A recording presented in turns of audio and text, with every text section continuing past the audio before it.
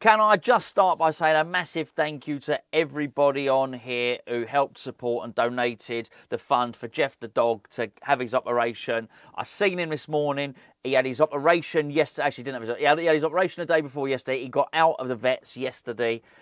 He's back home. I've been to see him this morning. You literally helped save his life. I cannot say more than that. And as someone said to me yesterday, your subscribers are amazing, and you are. Between you all, you donated, and you're part of the proceedings. You raised $2,000 just by me asking you to help out on a video for a dog you've never met, you're never likely to meet, and you didn't know. He's good. He had the operation on his ear. He's kept the flap on his ear, but there's no ear under. They've kept it for aesthetic purposes. It's actually, if you look, I don't know if you see it in the picture. I'll put the picture up. He's had half his face shaved. They did it. Thank you very much indeed. You are very, very lovely. Today I'm going to talk about Luis Guilherme. Luis Guilherme. That's it. That's what I'll talk about. Luis Guilherme. Did you know? I didn't. The Brazilian transfer window is open until the 28th of February. It's a leap year. The 28th of February.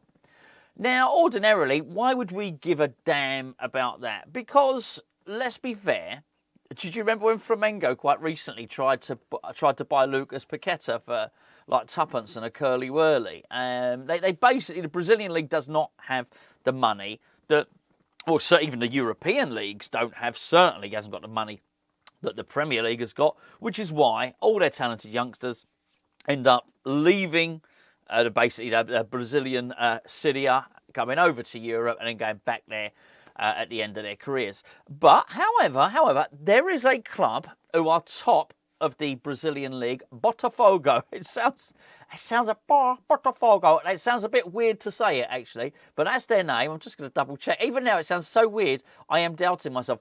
Botafogo. They are top of Brazil's Serie A, and they have got money.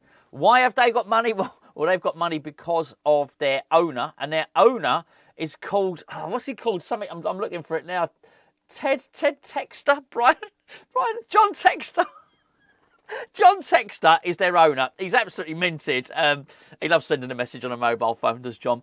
But he's absolutely minted. He owns shares in Crystal Palace, owns shares in Olympique Lyonnais. He owns shares all over the place.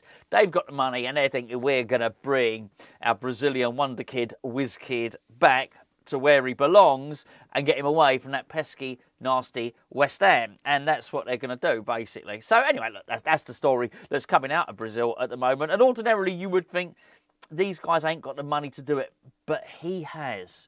And he's sort of done this pledge to revolutionise Brazilian football, which is not, I don't know how much of a revolution it needs. Maybe a financial revolution, quite possibly, but certainly doesn't need any help in the talent department, does it? They've been churning out good footballers for as long as I can remember, that's for sure. But I think it would be a way of sort of repatriating one of their best young players in a transfer that's not really worked out. Now, it's quite funny because we asked the club about this last week. We didn't know it was Botafogo at that point. We actually thought it was...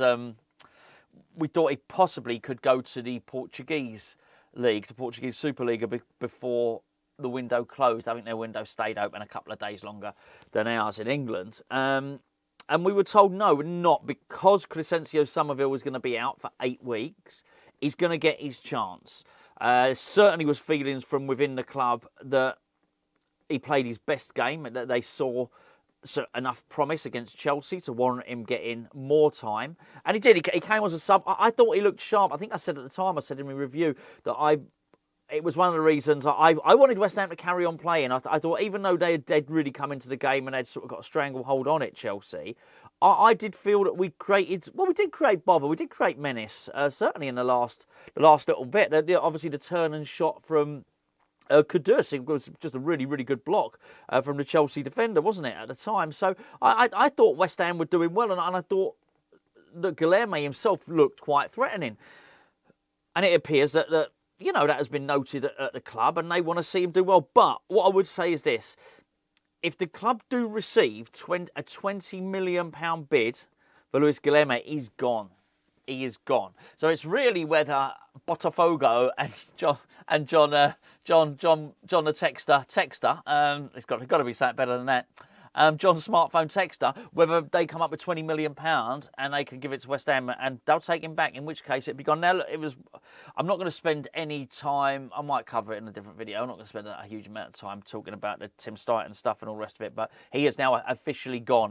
Tim Steidten has officially left the building, ladies and gentlemen. A little bit of war of words, actually, via the media. Actually, Tim Steidten's released a statement, very lovely, pink, fluffy, lovely statement. And then, but it certainly would appear via their, what should we call them? What is it? Their media associates. I think certainly Lopetegui and Tim Steidten are taking pot shots at each other at the moment. So there's going to be more and more to run on that. I'm going to talk about it more in a separate video because I think there's something else to come. There's some more information, and we'll deal with that then.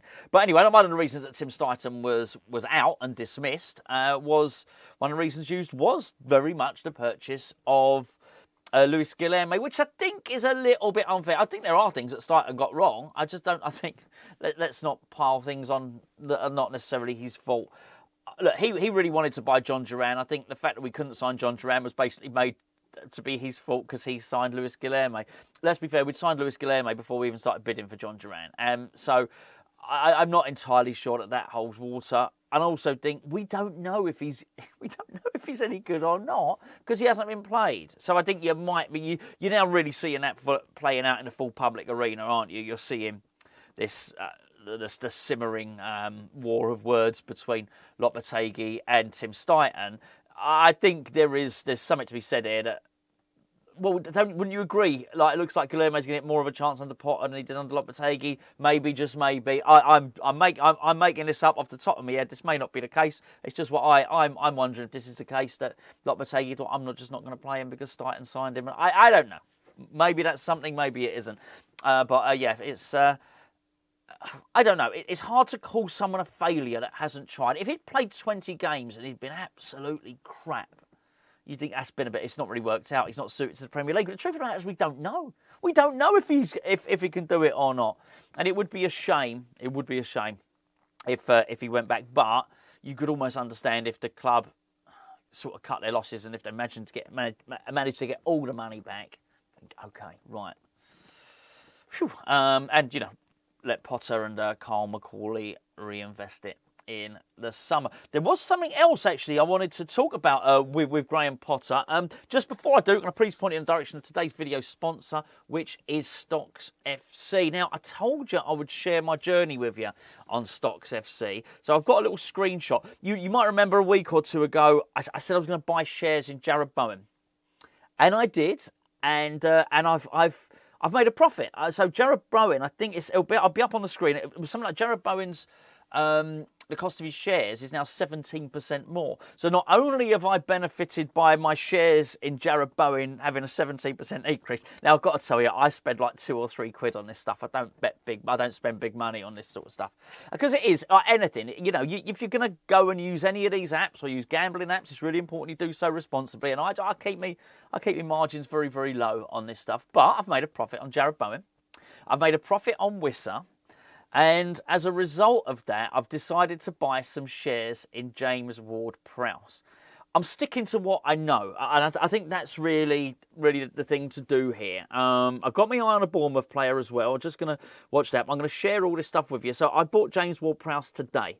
But I'm doing all right. I'm about, in total, from my buying shares in players on Stocks FC, I'm £8. I'm £8 up. And anyway, we're going to offer you the chance to play this game, but we're going to offer you the chance to play it, to trial it for free. Because if you use the link in the description below or scan that QR code, what you can do is you will get 5 loan players for a month. So you can learn to play it.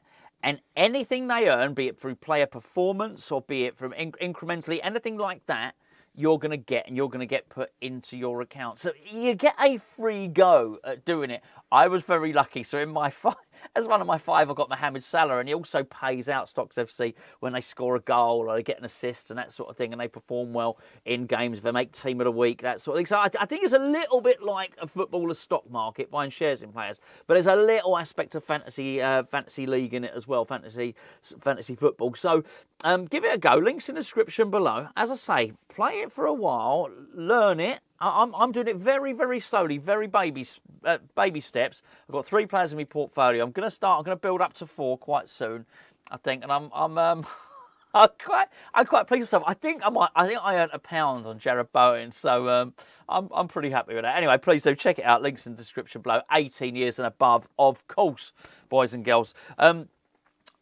was going to say Hulan Lopetegui, wrong bloke, wrong geezer. Graham Potter. Have you seen the latest West Ham podcast? It's called Ironcast.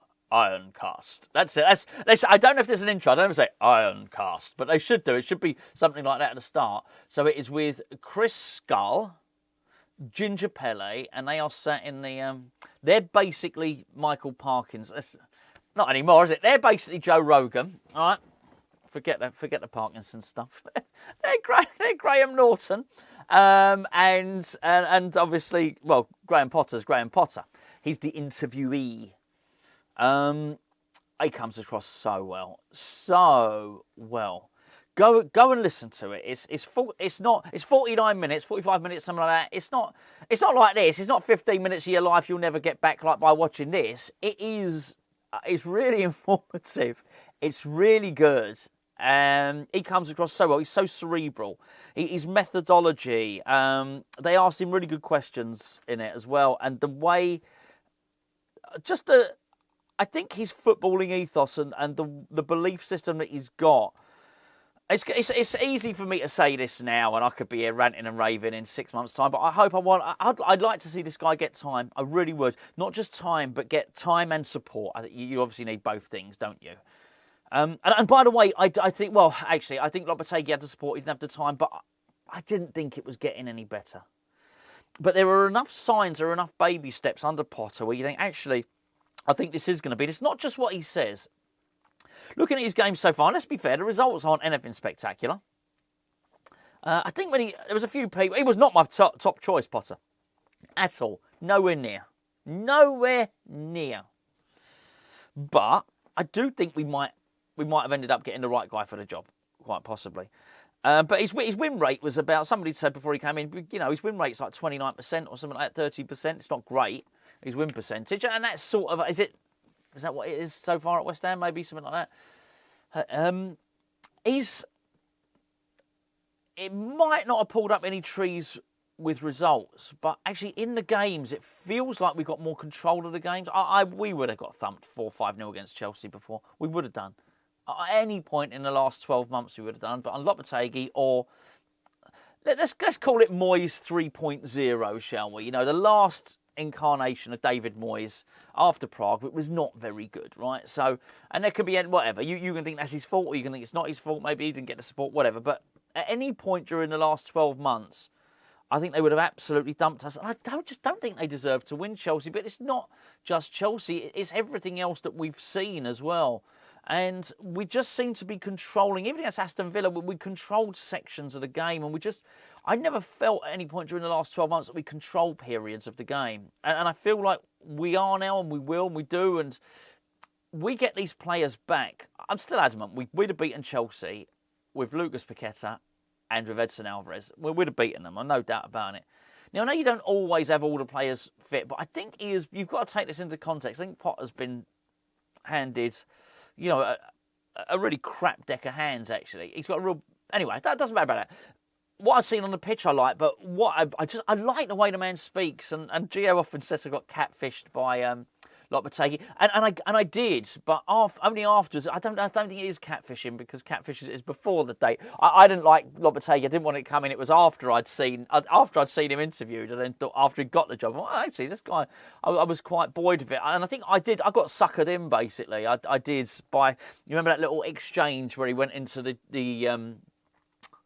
into Rush Green, and he sort of accidentally on purpose bumped into George Earthy, and George, and he was talking about him and talking about his goal against Luton, and I thought, here's a guy coming in, and he's going to take youth seriously, and all that stuff. Well, it was all a load of bollocks, wasn't it? And so I got duped. But it was after the event, so I'm not sure that is catfishing. But whatever, I definitely got hoodwinked. So it sort of made me a little bit reticent, but I really like what he's got to hear. And the more I hear him speak, the more I think that the future of West Ham is good. I think it's in safe hands with him. And he might have to drag the club kicking and screaming into the future, but I think he may well be the guy to do it. The way he speaks about it, if you go and listen to the podcast, listen to the way he spoke about when he went and did his degrees.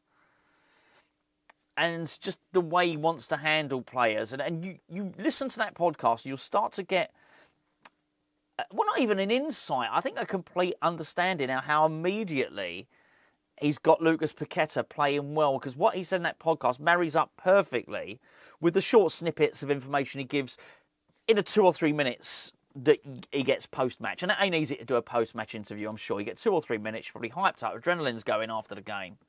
But the little things he said about making Paqueta feel important, and a lot of that stuff, you sort of marry that up with what he said in this podcast, and you look at the performance he's getting out of him, you think, okay, well, this absolutely makes sense.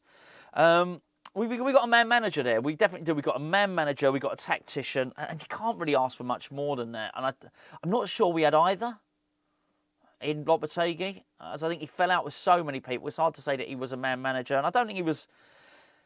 I think he was very wedded to his ideas, but he wasn't cerebral enough, and he wasn't pragmatic enough to ditch his ideas and think, well, actually, I can't do these yet. He expected everyone to grasp all of his ideas almost immediately, it felt, and they were unsuited. Whereas, he's not throwing the baby out the bathwater, Potter. He's saying this is going to take baby steps. We're going to get there eventually, but I don't want to change things too quickly. And I think it shows he's changing enough. He's sort of sorted out that the pressing is definitely better, and definitely he's got us on the front foot a little bit more. We had plenty of shots against Chelsea. So I think there's enough. I mean, to be fair, we had plenty of shots in games under Lopetegui. It was so weak at the back. So I think he's tightening it up at the back, and maybe stuff that he wouldn't be well renowned and well known for. His defensive capabilities as a manager, he's sorting that out as well. But yeah, I'm really, really pleased. So go and check it out. It's just on the, I would say I'll put a link in the description, but it's not in there automatically, so I may well forget. So if I do, just go on to whufc.com. Go on there and you'll see it. Just click the home button or whatever it is. It's there. You'll see it. It says Ironcast. And go and watch it. 45, was it 49? Whatever. 50 minutes, you won't be disappointed. You didn't get back. I'd say you didn't get back to me. I didn't get back to you. Rugby's on today. I've got to get this up before the rugby. England, France. I don't know how many rugby union fans there are watch this stuff, but I love me rugby union. Yeah, it's not going to be good. It's not going to be good.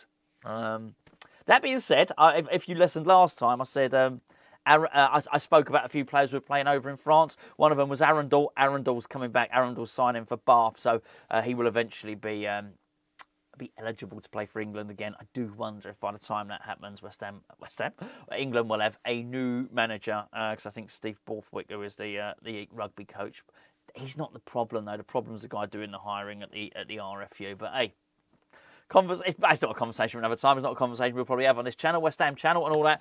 Once again, thank you for Jeff.